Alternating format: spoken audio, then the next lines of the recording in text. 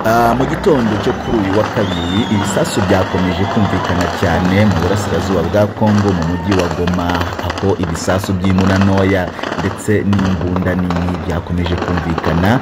Ibyo kandi ntibyabuze gukomeza n'ubundi kugera mu karere ka Rubavu ndetse no kumvikana mu karere ka Rubavu. Uko bimeze uko nguko niko n'impunzi zikomeje kwambuka umupaka ari nyinshi. Kugeza uyu munsi biragoye cyane gusobanukirwa no kumenya ukuri nyirizina kw'iyi ntambara, kumenya ninde nyirizina ufite umujyi wa Goma, ninde ufite wose, ni ibihe bice, ni hehe abarwanyi bari cyangwa se nihe batari. Kuko kugeza uyu munsi ushobora kwibaza ukavuga uti se aya masasu akivuga arava he, araterwa n'iki?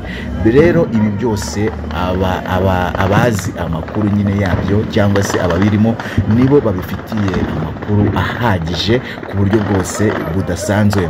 Ariko kugeza uyu munsi nyuma yo mu masaa 4 saa 5 imbunda zahagaze, amasasu yahagaze, ntihongeye kumvikana urusaku rw'amasasu atandukanye.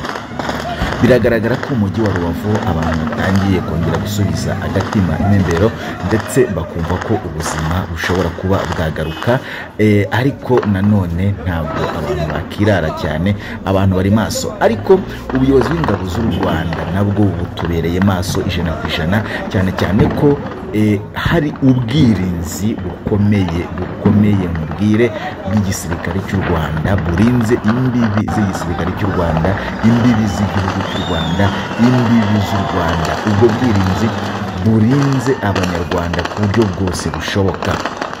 Hari ubwirinzi bw'ingabo z'u Rwanda zirinze imipaka y'u Rwanda, intwaro zikomeye, ariko kandi hari n'ubwirinzi bw'ikirere ku buryo ibisasu byinshi cyane byakabaye byica abantu benshi, byakabaye bihungabanya, byangiza ndetse ibikorwa remezo byinshi, kwica abantu benshi n'ibindi. Ibyo bisasu biremereye bikomeye byose bimwe birimo birashwanyagurizwa mu kirere, bigashwanyagurizwa mu kirere ku buryo bidashobora kugira ingaruka ku baturage b'u Rwanda.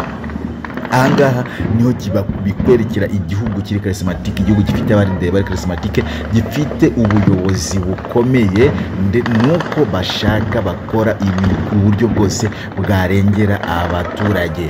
Ndakumenyesha ko ubwirinzi bwo mu kirere ubungubu tuvuganya burimo burakoreshwa mu karere ka Rubavu ku buryo buri gusama ibisasu bya bindi bikomeye cyane.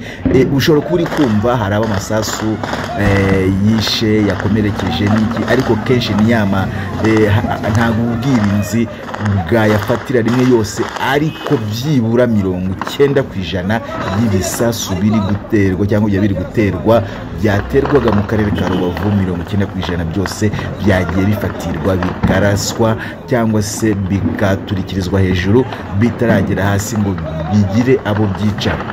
Byagiye biburizwamo 90%, byagiye biburizwamo.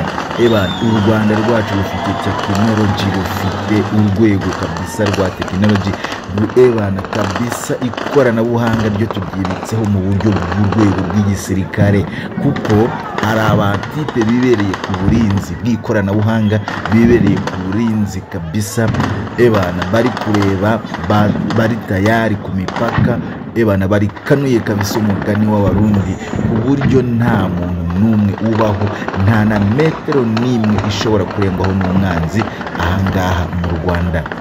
Ubwirinzi bw'ikirere rero mu Rwanda bawuhagazeho cyane, kandi urabona ko ari ibintu byarengeye abaturage cyane ku buryo bwose bushoboka, kuko iyo biza kuba bidahari mu by'ukuri mu bwizukuri Rubavu inkuru iba yabaye indi, ibya biri kuvugwa uyu munsi amagambo aba yabaye ayandi. Ariko kubera ubwiza n'imiyoborere ya leta yacu n'imbaraga z'igihugu cyacu, kugeza uyu munsi hari ubwirinzi buri guhita bubizimiriza mu kirere.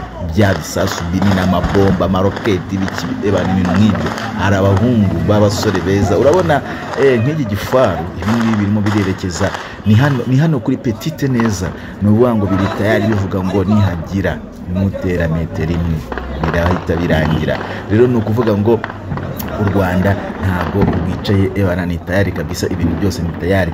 Niba ari ubwa mbere ugeze kuri uyu muyoboro YouTube channel Icuriro TV, gerageza ukore subscribe, like na share, ukane no kunzogera kugira ngo ubone inkuru zose tugushyikirijeho. Urakoze, asante. Imana ikugirire neza, Imana indinde nawe kurinde, twese hamwe turinde, iduhereze ubuzima. Amen.